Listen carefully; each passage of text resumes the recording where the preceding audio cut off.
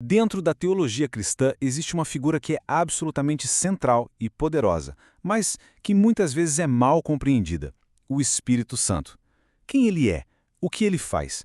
As respostas podem parecer um pouco vagas, mas hoje vamos usar as fontes para clarear de vez o papel vital que ele tem. Nossa análise vai seguir uma espécie de jornada de transformação, dividida em 5 etapas. Primeiro, vamos estabelecer a identidade do Espírito Santo. Depois, a gente vê como ele dá o pontapé inicial na vida espiritual, como nos capacita para servir e como nos guia no crescimento. E, por fim, como é, na prática, viver sob a influência dele. Bom, vamos mergulhar nisso. Então vamos começar pela base de tudo. Quem é o Espírito Santo? Antes de entender o que ele faz, a gente precisa ter muita clareza sobre quem ele é.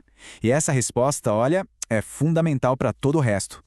O ponto crucial aqui é que o Espírito Santo não é uma coisa, uma força mística ou uma energia qualquer.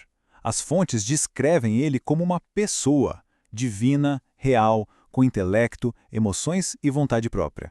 Ou seja, ele pensa, ele sente e ele age. Essa já é a primeira grande virada de chave no entendimento. E claro, como uma pessoa divina, ele tem os mesmos atributos de Deus. Isso quer dizer que ele é eterno, todo-poderoso, está em todos os lugares ao mesmo tempo e sabe de todas as coisas. Ele participou da criação e a natureza dele é perfeitamente santa. Isso o coloca como plenamente Deus, a terceira pessoa da Trindade, em pé de igualdade com o Pai e o Filho. Certo. Então, qual é a função principal dele? Bom, ele é a manifestação ativa da presença de Deus no mundo hoje. Pensa só nessa progressão. Ele executa o que o Pai planejou e o que o Filho iniciou. Ele é o agente divino que está levando o plano de Deus até a sua conclusão. Agora que a gente já sabe quem ele é, vamos ver como a jornada tem início. E tudo começa com um ato que as fontes chamam de milagroso: a regeneração e a conversão.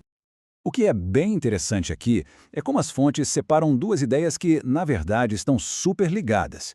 De um lado, a regeneração, que é a obra interna, invisível, que Deus faz para trazer vida espiritual. Do outro, a conversão, que é a resposta externa, visível, da pessoa se voltando para Deus. Então, uma é a causa divina, a outra é o efeito humano. Elas acontecem juntas, são como dois lados da mesma moeda. E como o Espírito Santo faz esse novo nascimento acontecer? Ele é o agente ativo em tudo. Primeiro, ele traz vida onde antes só existia morte espiritual. Depois, ele habilita a fé, como se consertasse algo dentro da pessoa para que ela pudesse crer. E, finalmente, ele dá início a uma ruptura com o passado, começando o processo de purificação. Uma vez que a jornada começa, a ideia não é caminhar sem propósito ou sem poder. E é aqui que a gente entra na terceira etapa, os dons do Espírito, que são basicamente as ferramentas para essa caminhada. Esse ponto aqui é fundamental. Os dons espirituais, segundo as fontes, não são para status pessoal ou para se exibir. O propósito deles, como diz a citação, é sempre o bem comum. Eles são dados para construir, fortalecer e servir a comunidade.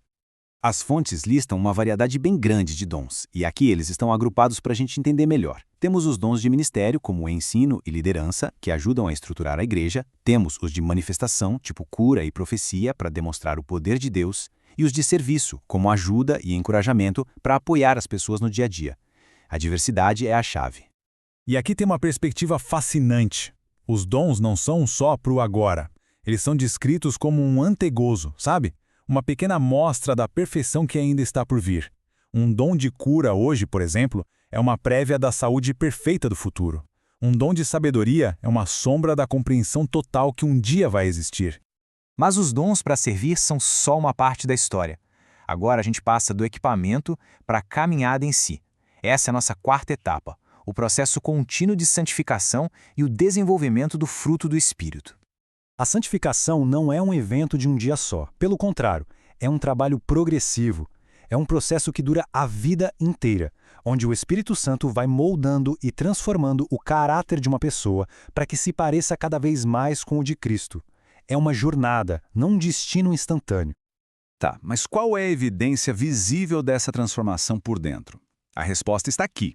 O fruto do Espírito. Diferente dos dons que são habilidades para servir, o fruto tem a ver com o caráter. Amor, Alegria, paz, paciência, são essas as qualidades que começam a crescer quase que naturalmente na vida de quem está sendo transformado pelo Espírito. Finalmente, vamos para a nossa última parte, que meio que amarra todos esses conceitos. O que significa, na prática, viver essa nova vida? Como é a experiência de viver no Espírito? A experiência de viver no Espírito começa com a própria Bíblia. As fontes explicam que o Espírito Santo é o autor por trás dos autores humanos. A Escritura é considerada soprada por Deus, e os seus escritores foram guiados ou impelidos pelo Espírito. É isso que estabelece a autoridade do texto. E o papel dele não parou quando a escrita terminou, não. Pensa só, o mesmo Espírito que inspirou as Escrituras é quem agora as ilumina. Ele convence da veracidade delas e, mais importante, capacita o entendimento e a aplicação na vida de cada um. Ele é o autor e o intérprete ao mesmo tempo. Mas como é isso no dia a dia? Estar no Espírito é descrito como viver numa atmosfera marcada por essas qualidades que a gente vê na tela.